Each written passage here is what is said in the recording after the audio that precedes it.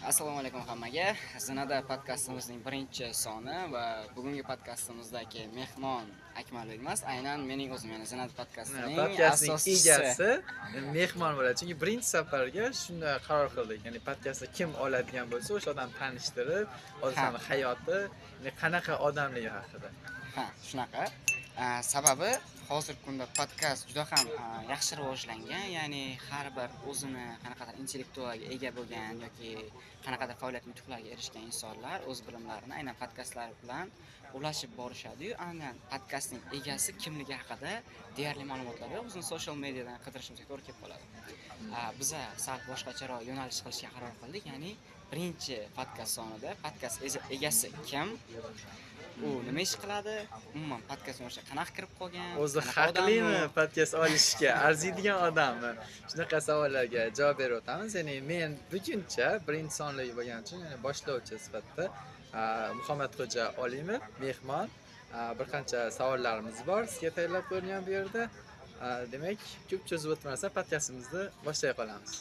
Albatta, boshladik. Bitta muzika qo'yib olamiz chetga. Chetga g'alati turadi. Demak, birinchi savolimiz Muhammadxo'ja Olimov o'zi kim? Qanaqa odam? Muhammadxo'ja Olimov 22 yoshda, Toshkent davlat yuridik universitetining talabasi. Ruminiya Internship 2024 dasturi ishtirokchisi, bir nechta maqola, tezislar muallifi. Maqtanib aytaman, BS Prava kategoriyaning egasi.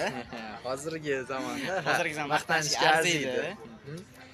Bundan tashqari Qarshi shahridagi Qashqadaryo viloyati Mullatuvchi teatridagi solist. Yana Qashqadaryoda joylashgan Qarshi davlat universitetidagi turizm faoliyatida o'qib kelgan, 11-sinf bitirmasdan turib oliy ta'limga kirgan yigitlardan bittasida, to'g'ri eshitdingizlar. Shunaqasi ham bo'lgan.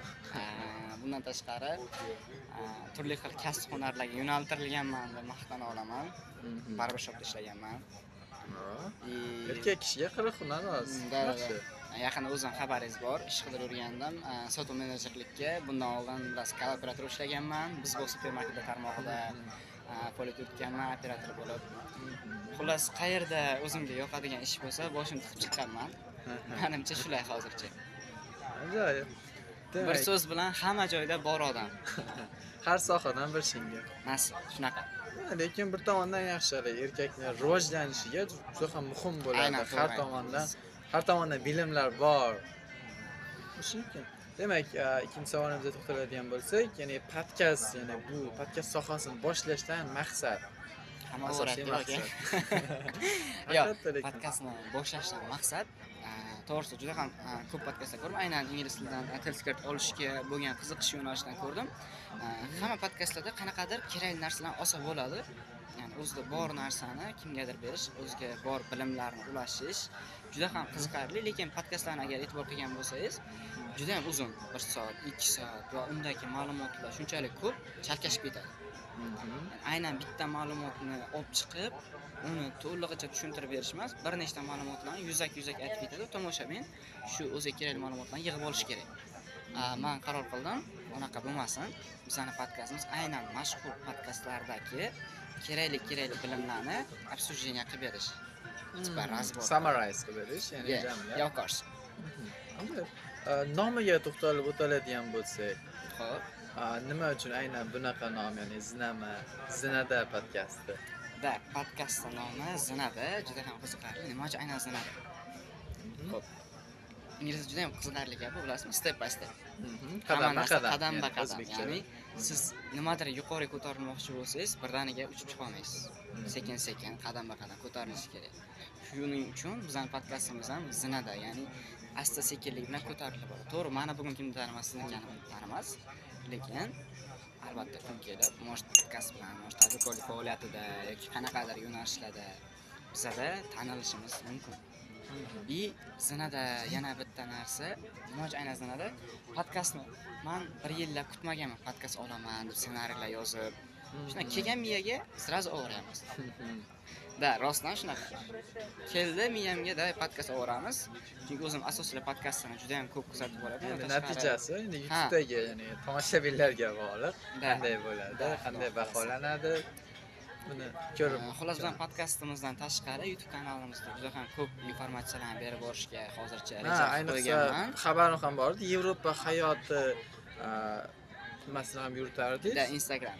Unda login parolim hozir yo'qolib qolganligi telefon almashtirgandan keyin hozir kanal to'xtab qolgan. Zo'r boshlagandik. Lekin men ham podpiskasida bordim. Qiziq videolar, Yevropaga bormoqchi bo'lgan odamlar uchun kerakli bo'lgan ma'lumotlar berilgan, tomosha qilish, maslahat berardi. Aynan bu kanalimizda Yevropa hayoti, Yevropaga ketish, kerakli hujjatlar, qaysi konsalting bilan ishlash, bundan tashqari O'zbekistonda ish topish, aynan talabat yangi platformasi ishga tushirganda, veb-saytga kelganda ozgina moliyaviy qiyinchiliklar bo'lib qoldi. Menga veb-saytni yaratayotgan bola boshqa joyga ishga o'tib ketdi. Shu bilan veb-sayt qotib qoldi joyda. Shuni hisobiga talabat to'xtab qolgandi, litsenziya olingani yo'q edi. Nasib bo'lsa, agar kanalimiz yaxshi rivojlanib ketsa, yaxshi homiylar chiqsa, rejada bor. Talabatni, Yevropa hayotini va Zinada podkastini uchalasini bitta YouTube kanalga yig'ib, juda ham foydali bir kontentga aylantirish. Jo'ning, keyin boshlaymiz. Keyin savol. Davom eting, choyimni qadar turib. Xo'p, demak, keyingi savolga o'tadigan bo'lsak, hozirda talaba ekansiz. Ya'ni shu universitetda o'qishdan oldin yana boshqa universitetda o'qigan ekansiz. Ya'ni yuridika o'qishdan oldingi o'qishingizni nimaga tark etgansiz? Xo'p, podkastimcha boshdan aytib o'tdim. Maktab bitirmasdan turib oliy ta'limga topshirganman. Undan keyin keyingi yilida Qarshi davlat universitetiga turizm fakultetiga topshirganman. Bu yerda 1 yil o'qib, o'qish tashlab ketib, yuridikaga o'qishga kirganman. Hammasi qanaqa bo'lgan? Birinchi boshlanishda 10-sinfman, hali umringizni o'tmaganman. Karantin vaqtiga to'g'ri kelganda, xabaringiz bo'lsa, karantinda ko'pchilik hali 11-sinf shahodatini olmagan, hujjat topshirib bo'lmaydi. Soat 10 dan keyin hamma joy yopilgan, hech qayerga borib bo'lmaydi. Tipa mahallada yaxshiroq tushunadigan odam ma'nodan 10-15 ta bola hujjatni topshirib berimda qiziqishga 9-sinf shahodatnoma bilan topshirganman hujjatlarimni. DTM baza qabul qilgan. Kirganman imtihonga, juda qo'rquv bilan kirganman. 5 yilga attestation bo'ladi degan eshitganimda hujjat qalbaqalashtirishdi. Kirganman, hech qanday muammo bo'lmagan. Tavakkal kirganmiz. Birinchi yili yuridikaga topshirganman. Hammasini yuridikaga qilganman. 3 ta yo'nalish o'sha vaqt. Hammasi yuridikaga qilganman. 113 6 ball bilan yiqilganman.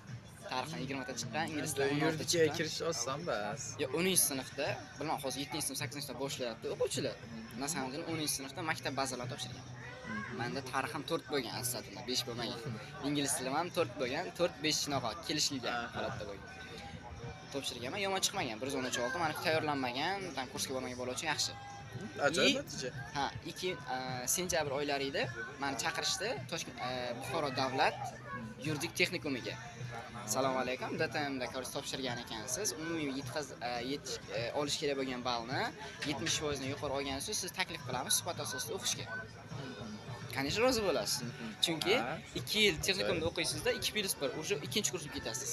2 yil texnikumda o'qib, ikkinchi kurs universitetda talaba bo'lib ketasiz. Zo'rda bu. Ajoyib.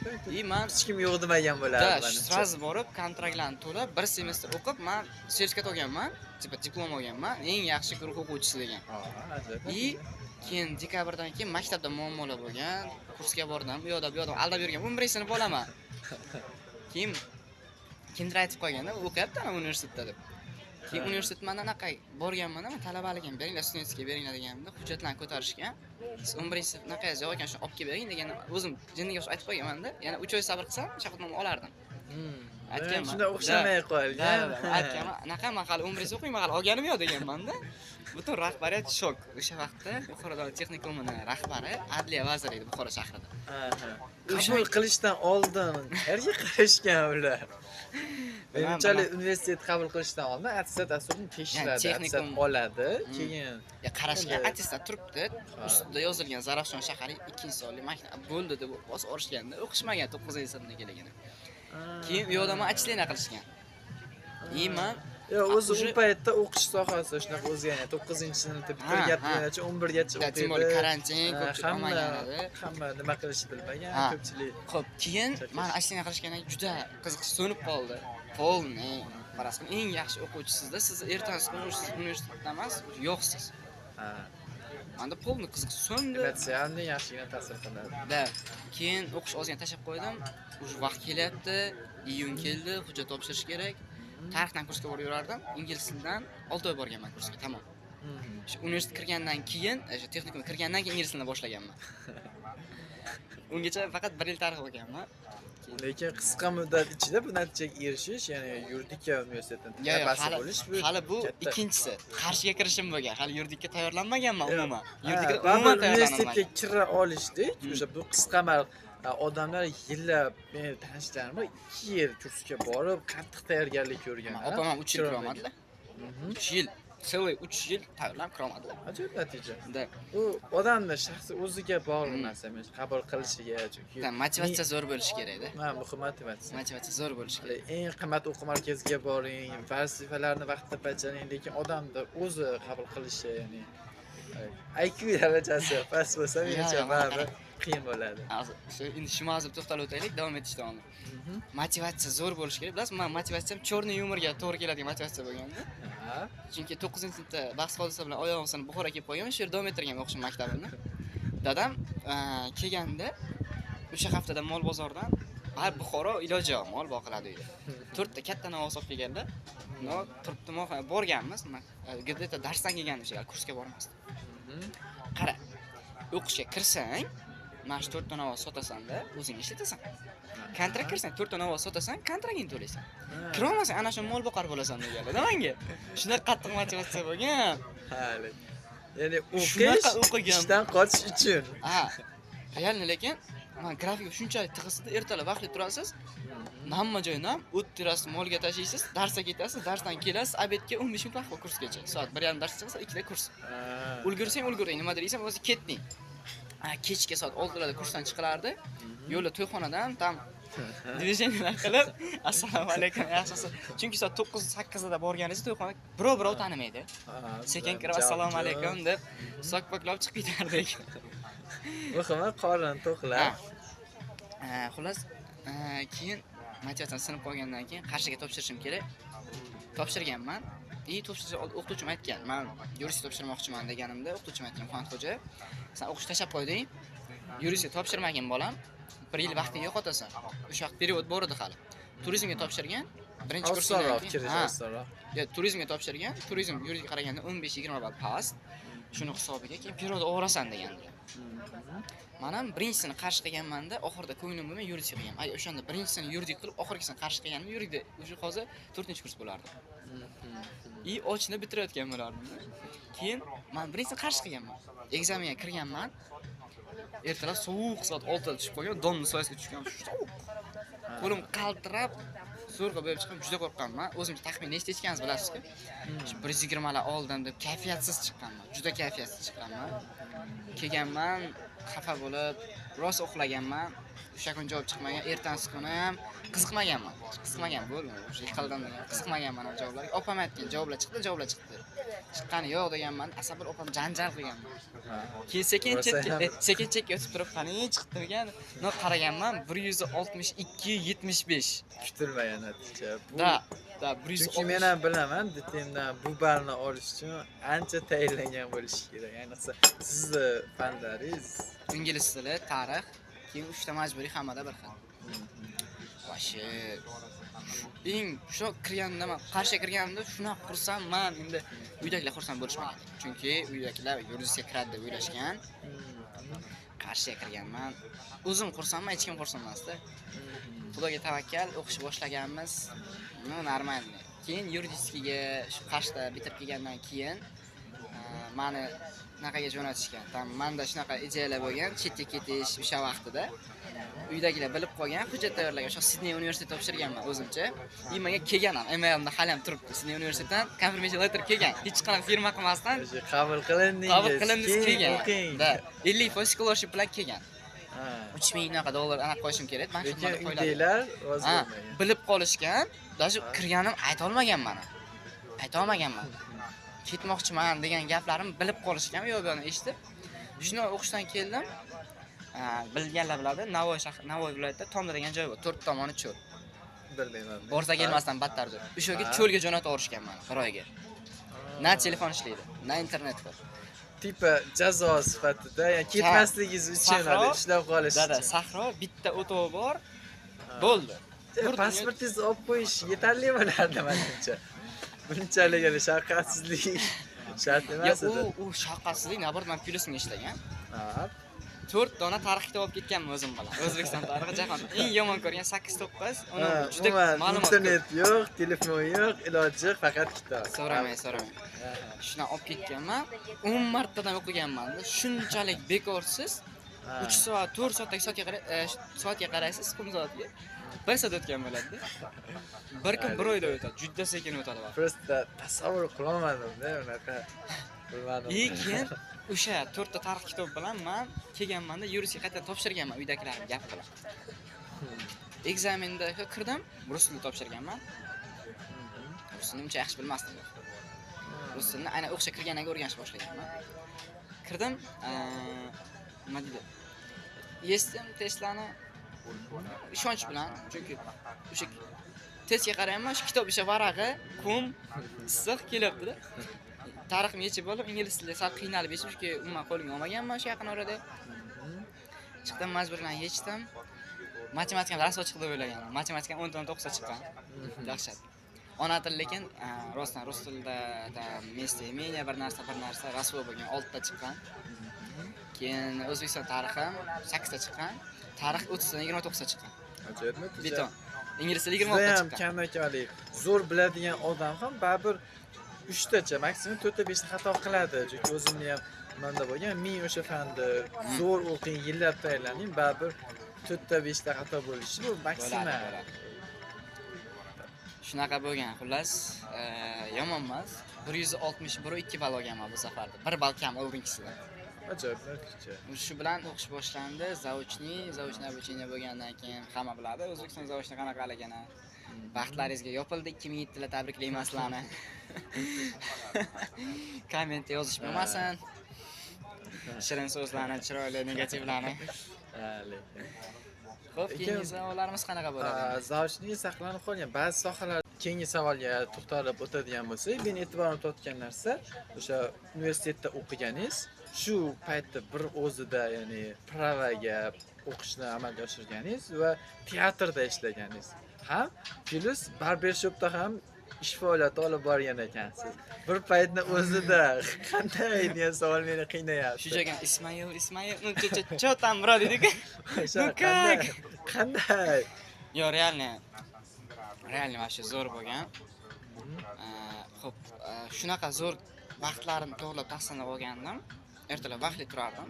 To'g'risi vaqtli turish qiyin edi. Bomdodda o'qib, sira sartaroshxonaga borib, soat 11 da bo'lar dars. 11 gacha sartaroshxonaga o'tirib, 11 da darsga ketib, soat darsdan 4:30 da chiqarik, soat 5 da avtoshkola, 5 dan 7 gacha avtoshkolaga borib, avtoshkolaga chiqib 7 da yana sartaroshxonasi 9-10 gacha qolardimda, uyga borish yo'qsa uyga boraman, o'z sartaroshxonada uxlab olardim.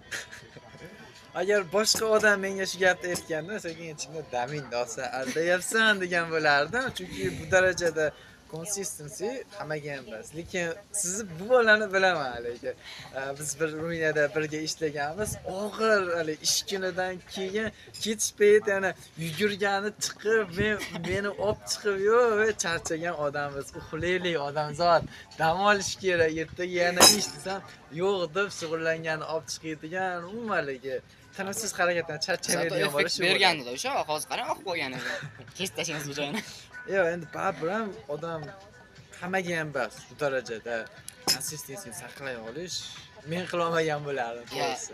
Menga shu narsaga majbur bo'lganman, chunki uydagilarim Qarshi kirganda o'zi aytganda rezultat kutishmaganda, unda Qarshi turizm bo'lmaydi degan narsa bor edi ularning miyasida. Men aytgan, "Hay, mayli, shu shtobi bilishsam uydagilar men rezultatga chiqishga harakat qilyapman, bekor o'tirganim yo'q. Sartaroshxonada ishlayapman, barbershopda ishlayapman. Sartaroshxonani to'g'risi olishmaganman, barbershopga kirganman. Barbershopda ishlayapman. Normalniy summa tushiryapman o'zimga. To'g'ri uyga jo'natmaganman, o'zimga zo'r summa tushiryapman. Rasxodlarni qoplash. Da, pravaga o'qiganman, B kategoriya plus talaba teatr studiyasi bor edi, Ziyo. Unda ham ishlaganman. Boshim tiqib olganman pala qilib.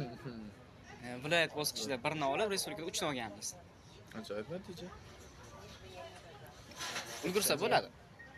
To'g'ri, aytganda siz ishonaman sizga. Bunaqa energiya darajasi hammada ham. Xo'p, shu yerda bitta foydali ma'lumot aytay. Daylist qilish kerak. Daylistni ham qanaqa qilish kerak? Birinchi kunni o'zidan 8 ta narsani daylist mamuncha qilish kerak. Birinchi 2 ta narsa, keyin 3 ta, 4 ta, 5 ta ko'paytirib boraverish kerak. 4 o'g'lim bor. Yuristga yaqinda bitirdi. diplom bor qo'lida, ishga kira olmayapti, prava olish kerak, prava ola olmayapti, uylanish kerak, uylana olmayapti. Hammasi qilib qoldi. U 4 yil davomida hech narsa qilmadi. Faqat o'qishga borib keldi.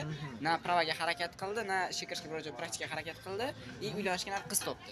Na sharoit qildi. Hozir birdan tiqilib qolgan, dadasi telefon qiladi, qaradi, qachon pravani olasan?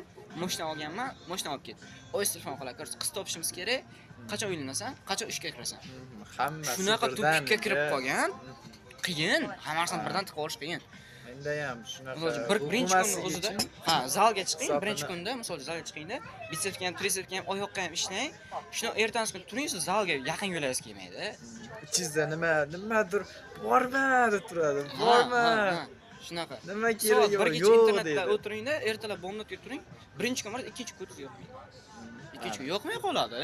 Hech kim men haligi bardoshi qattiq odam bo'lsin, konsistent bo'lsin, baribir. Hamma gap devistda. Endi xo'p. Demak, keyingi savolimiz yaqin orada rejalar qanday? Kelajak. Yaqin orada rejalar Podkast olmoqchisiz. Bu bitta reja, buni bildik, xo'p. Yana boshqa rejalar bormi? Global reja shu yil yozda planlarim bor. Agar financial qanaqadir pullar bo'lmay qolsa, yana Yevropaga nasib bo'lsa. Soqam bosgani. Da. Bundan tashqari ko'pchilik yashirgan siram tadbirkorlik olgan yerim bor. Hozir qurilishlar ketyapti. Normalniy summa qilib qo'ydik, xudo xolasa, yil oxirigacha shuni ishga tushirish. Tadbirkorlik olgan yerimiz bor, ishga tushirishga harakat qilyapmiz. Hozirda China Power'da security manager bo'lib ishlayapman. Rejalar bor. Xitoyga o'sha kompaniya tomonidan ketish, Xitoydagi qanaqadir bizneslar bor, Guangzhouda shularni ko'rish, o'sha yerdan video texnikalarni o'zini kerak. Zo'r experience bo'ladi menimcha. Xitoyga har tomon informatsion, har jihatdan. Unda o'sha tadbirkorlikka qadam, xudo xolasa, asosiy planlardan. Keyin shu o'qish sohada yana ko'tarilish, advokaturaga ham qanaqadir joyga ishga kirishga harakat. Yanimda azizlar, bu bola tinmaydi. Biz haligi xonadosh bo'lganmiz, men uxlayapman-da, qarayman, yo'q, uxlashdan o'rniga ko'rpantelik nimalardir yozib yotgan bo'ladi yoki o'tirib olib nimadir qilgan bo'ladi yoki shug'ullanib turgan bo'ladi. Hali kechasi 1da uyqum qochibda qarayman, bola nimalardir bas qilib o'tirgan bo'ladi. Ertami turibdi-da qarayman, bola allaqachon turib bo'lib, nimalardir qilgan turgan bo'ladi. Hech bolam uxlagani ko'rmaganman shu bolam. Bitta xonada yashagan bo'lsak, biror marta jimgina uxlayotganda ham bir narsalar qilsa kerak miyasida bola. Yani bu tam idealizm bo'lib ketdi menimcha. Yo, men misol uchun dangasa xonadosh nuqtai nazardan shunaqa ko'ringan. Yomon odatlarni aytmaymiz, keyingi podkastda sekin. Bunaqa joylarda. Demak, keyingi savol misol uchun Yevropada bo'lgan paytingizda, ya'ni boshqa millat do'stlaringiz bo'lgan, bizdan tanishlar, men ham yaxshi Andrey Yon bor edi. Nari Mo'yloqtish, ham Andrey edi, lekin eng yomon ko'rganimiz o'shan Alex. Eng yomon ko'rgan odamimiz. Lekin yaxshi odamlar ham bor, yaxshi istemaligi, oshxonadagi opa bor edi, Mariusning onasi. Ismini eslamayman. Men ko'p xafa qilganman shu kishini, lekin ko'rib qolsalar uzr, I am sorry about that. Lekin Mr. Mario zo'r odam edi. Ayniqsa Federin bizga ancha yordam bergan. Federin emas, unaqa edi-ku. Florin. Ferdinand bo'lish kerak edi. Yo'q, ko'p foydasi tegandi bizga, ko'p narsalarni o'rgatgan. Ulardan zo'r narsa o'rgansa bo'ladi-da. Ular birinchi navbatda o'zi uchun yashashni ko'radi. O'zi uchun ishlaydi, o'zi uchun yashaydi, o'zi uchun harakat qiladi. Dam olishni Alex. Bu bola o'zidan uydagilar haqida qayg'urmasa kerak, faqat o'zi o'ylaydigan. Ya bir tomondan bu ham to'g'ri, chunki biz haddan tashqari o'zbekchilik kirib ketganmizda. Odamlar nima deydi? Tak ko'chaga chiqyapsiz, short deydi. Odamlar nima deydi? Sen o'zing qulaliging muhim emas. Odamlar kirib, issiqqina turgan kiyib chiqasiz yozgan mazza. Tam ochki taqmoqchisiz. Deylik, siz ziningiz 0.25, ochki yurasidan ko'raman. Ochki taqmoqchisiz. Odamlar hozir kam turasiz, taqib chiqdi, taqmay chiqasiz-da. Xo'p, Da. Vashi, qiziqarli. Ularda shu narsa yo'q. O'zi uchun yashaydi. Ularni dam olishmi, misol dushanbadan jumagacha ishmi? Ishlaydi. Ishga bor mehrini beradi yaponlarga o'xshab. Shanba, yakshanba kuni milliard beraman deb chaqiring kelmaydi. ishlamaydi. Telefonni ham olmaydi. Telefonni olmaydi. Dam oladi, tolka dam oladi. Bizda naqadmas. Biz dam olish kuni overtime ishlamagan odam ishdan chopiladi. Da. Overtime majburiy bizda. To'lanadigan emas overtime. Shu birinchi navbatda odam nima deydigan narsani yo'qotgan, o'zi uchun yashaydi, o'zini hurmat qiladi va o'zini hurmat qilgan как положение, menimcha o'zgalarni hurmat qiladi. Shunaqa narsalarni o'rgansa bo'ladi. U yoqda odamlar yeyish uchun yashamaydi-da. Yashash uchun yeydi. Yashash uchun talab yeydi. Lekin ideal emas Yevropa. O'zga yarasha Ayniqsa kamchiliklar. dinnerlarni eslang. Просто mana biz bardakcha ichib o'tiribmiz, ular sweet alkogolni shunaqa ichishadi. Juda ko'p chekishadi. Vino, Da, ozonida. juda ko'p chekishadi. Sigara juda qimmat. Bu yoqda Ammo men chekmaydigan odam tushunaman. Da. Menada hamma qiz bola, o'g'il bola, ayollar yetmaganiga 15-16 yosh. birorta odam. Alex eslasam iltimos qilib mendan sigaret oldirgan. 14 yashar bola bo'lmasa. Da, 14 yashar bola, ko'rsa mendan iltimos qilgan, menga bermaydi sigaret. Aytib qarashib ketdik. Kirganmiz, men o'zim pasportimni ko'rsatib sigaret olib berganman menga. Dahshat. Juda ko'p chekishadi. Lekin ham bor, любой joyda chekishmasdi, bilasizmi? O'zini Bisetkalari bor, o'sha yerlarda bo'lib chekishadi. Juda ko'p chekishadi, lekin любой joyda emas bizga o'xshab. O'zini joyida chekish, shu Korzinkan yonida, bisetkasida. Zo'r. Shu narsasi yoqadi menga. Keyin Konstantaga borganingizda kimdandir yo'l so'raganmiz, faqat Google Maps'da yurdingizmi? Google Maps'da. Iloji boricha so'ramaslikka harakat qilaman, chunki qanday Ko'pchilik o'zim xijolat bo'laman, bir odamdan borib yo'l so'ragani, begona mamlakat. Bo'lsa Google Maps'ga qarayman. O'zimda epladim. Google Maps'da ko'rsa, kichkina ko'cha ko'rsatyapti, masjid bor ekan, Frankman degan masjid. Esladim. O'tadigan joyi bor edi-da. O'tadigan joy ko'rsatman. Google Maps'da, Google Earth'da ko'rdim, tepasida sheri bor, katta zdaniya bor-da. Ko'rib turibman. O'tadigan joy Google Maps'da bor, na samom деле yo'q-da. Keyin shu Dondakidan Oldin bo'lgan, yaqinlab shunaqa bo'lishi mumkin. Keyin shu asal orqaga qaytdim, glавный площадкаga qaytdim, Ovidusga. So'rayman, короче, shunaqa, men bu yerga birinchi marta kelishim deyman, shunaqa joy bor ekan dedim. Orqa tomon u deb, old tomonga borishing kerak, yo'lni tushuntiryaptilar. Uncha inglizcha bilmasgan. Left, go, ishoralar bilan tushuntiryapti. Qiynalib tushuntirdi. Shu aytgandek bordim, rostdan real borishga stoyit. Sal adashib bordim. Men ham borganman, chotki joylar. Просто havosi vash. Hali dengiz bo'yida joylashgan shahar bo'lgan, boshqacha rasmlarni qo'yib yuboramiz. Hayotning atmosfera, qanday desam bo'ladi. Dimlik yo'q. Da. Konditsioner bor xonada o'tirgandek bo'lasiz, ko'chada yurgan paytingizda. Shu tomondan yaxshi. Ayni Abu Dabicha, saunada yurganda. Lekin Abu Dabi sayohatimiz kerak emas, menimcha. U uzoq alohida podkast qilish kerak bu uchun. O'zi allaqachon anchagina vaqt olib menimcha kommentda bo'ladi. Yevropa o'rgan ekansiz, bir qanaqa bo'lgan, qaysi konsaltingdan ketgansiz, hamma ma'lumotlarni savol beramiz. Kimga nima ma'lumot kerak bo'lsa, aynan boshda aytgandek, Toshkentda ish topish bo'yicha, Yevropa hayoti bo'yicha, qanaqa konsaltinglar bilan ishlash kerakligi bo'yicha, bundan tashqari qanaqa startaplaringiz bo'lsa, kerak tadbirkorga yo'naltirish imkoniyatimiz ham bor. Xullas, financialdan boshqa har qanaqa masalada bemalol shu bolaga murojaat qilaverasizlar. Shunday любой payt onlayn aytganimda bu bola bola uchun ham zo'r zallar bor. Ha. Prime magazinlar ham bemalol, любой temada bemalol murojaat qilaverasizlar. Demak, bizga ajratilgan vaqt nihoyasiga yetdi. Demaymiz, chunki cheklanmagan, lekin qisqa qilishga kelishib olgandik. Shuning uchun bugunga yetarli bo'ldi. Demak, podkastimizda keyingi sonlarni kuzatib boring. Qiziq ma'lumotlar bo'ladi. Chunki men ham chiqaman.